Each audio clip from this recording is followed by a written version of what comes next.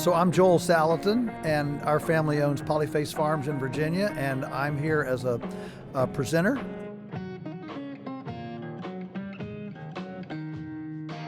Well, our family lived in Venezuela back in the 1950s, and we lost a farm there.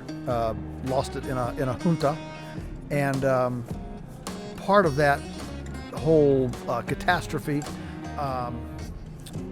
gave us a great sense of the government usually doesn't speak the truth, both foreign and American governments, and number two, they're fairly impotent to solve real problems, and number three, it gave us a great appreciation for the power of the power of journalism, and journalism done well, press done well. And so I grew up on fee and the whole, my dad was an economist and a very much a Austrian School of Economics type, economist, tax preparer, and prolific letter to the editor writer. And so we just kind of grew up in this wonderful, eclectic, politically active, libertarian bath, and very happy for it.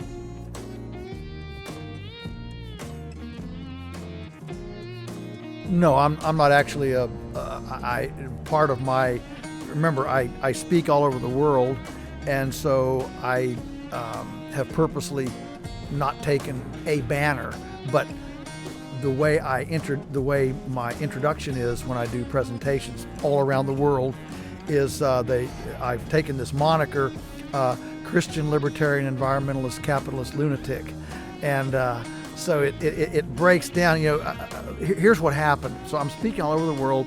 People always introduce me as this organic farmer, and I'm not certified organic, by the way. So, but you can't be responsible for what people say, and the assumption was, well, he's this environmental farmer, so he must be in favor of the teachers unions, more taxes, government programs, redistribution of wealth. I mean, name your thing. And I'm not in favor of any of that stuff. I'm opposed to all that stuff. So I could either be frustrated by the constant, frustration of being assumed that since I'm an environmental farmer, I'm for all the whole liberal agenda, or I can have fun with it. And so I created this moniker, Christian Libertarian Environmentalist Capitalist Lunatic, with all these supposedly, opposites in it, in order to have fun with it. So everybody smiles and say, oh, okay, so he's not in a box, that's fine. And it just turns what would otherwise be frustrating into humor, and humor is positive.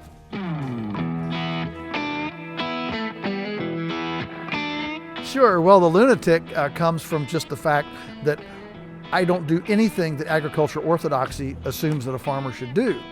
And so, I actually wrote a book, The Sheer Ecstasy of Being a Lunatic Farmer. And it's a fun, humorous look when people say, oh, come on, farmers. Chicken farmer's a chicken farmer, apple farmer's an apple farmer. And what can be different about one farmer to another? And there's a lot of difference.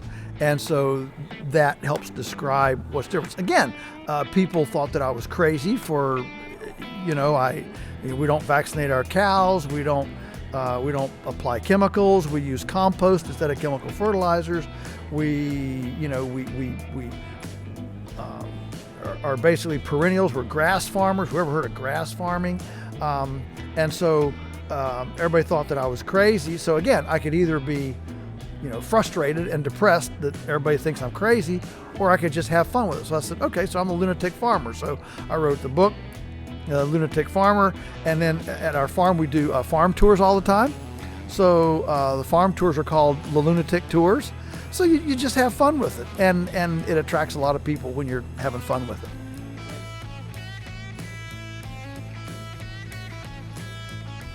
Oh, well, probably the number one problem is just the food regulations that don't allow us to access the marketplace. So we can't We can't sell raw milk. We can't make chicken pot pie and sell it. We can't have a smoker because that's a manufacturing.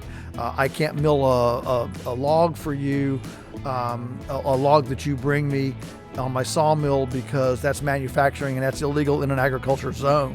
So it's a plethora of stifling regulations that make it very difficult for somebody that wants to be a butcher, baker, and candlestick maker on a farm to be able to do those historically normal value-added enterprises on a farm and access the marketplace.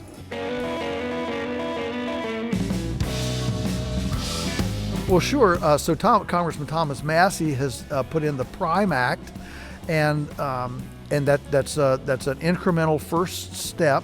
Essentially, it would allow a custom abattoir to sell meat in the locality, in the state. Can't be state interstate transport, but it allows a state to, if they want to allow their state custom abattoirs to sell meat, to be able to do so without an actual federal poke and sniff inspector standing there looking at the carcass.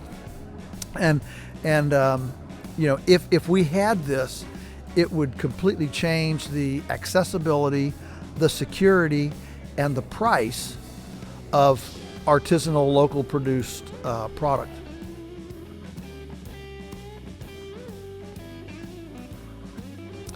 So this morning at breakfast, I did a kind of a breakfast opening, and I just talked about the whole self-reliance, do-it-yourself movement as a libertarian movement, and how many times there's a wonderful bridge that can be built between, for example, the Mother Earth News community and the libertarians that I think is not being built because we just haven't tried to make that bridge before. But the fact is that there are a few things that are as liberating as being energy, food, fiber, and even health independent of the overall system. And so I shared that at breakfast, and then I'm doing I did a session on Everything I Want to Do is Illegal. That's another book I wrote. The stories of how so many things that we want to do are illegal, and how it stifles innovation and the launch of prototypes in the marketplace. I just finished a session on Do I Own My Creek? And again, this I don't have a recipe of answers, but I wanted to wrestle for a while with, I think, one of the biggest weaknesses in the libertarian community is environment stewardship. We're big on property rights. It's my property. I get to do it. Keep your hands off of my stuff. But that creek that flows through our farm, it's not really my stuff because I didn't start it and I don't end it. And so I think that we need to be challenged as libertarians to appreciate that yes, we're big on property rights, but they don't extend to ability to pollute my creek or dump poisons into the aquifer or any number of things where our activity actually is a fist that strikes somebody else's nose.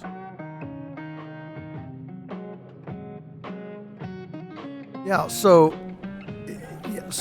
I don't have answers. All I know is that if we as libertarians would present ourselves as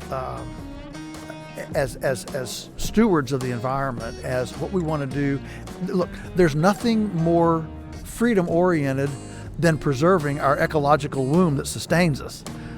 So if we have a dead zone the size of Rhode Island in the Gulf of Mexico, ultimately that destroys our abundance. It destroys our habitat.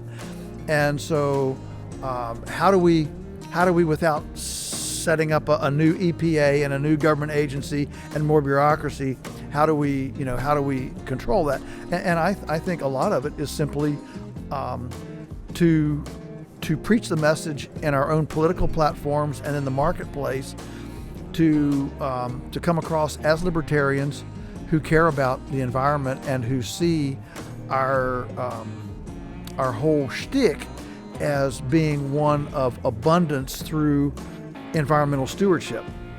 That's a message that can resonate with anybody. Nobody wants to see polluted streams. Nobody wants to breathe, unbreathable air. Nobody wants that, and so we as libertarians need to be as aggressive about talking about environmental stewardship as we are talking about property rights.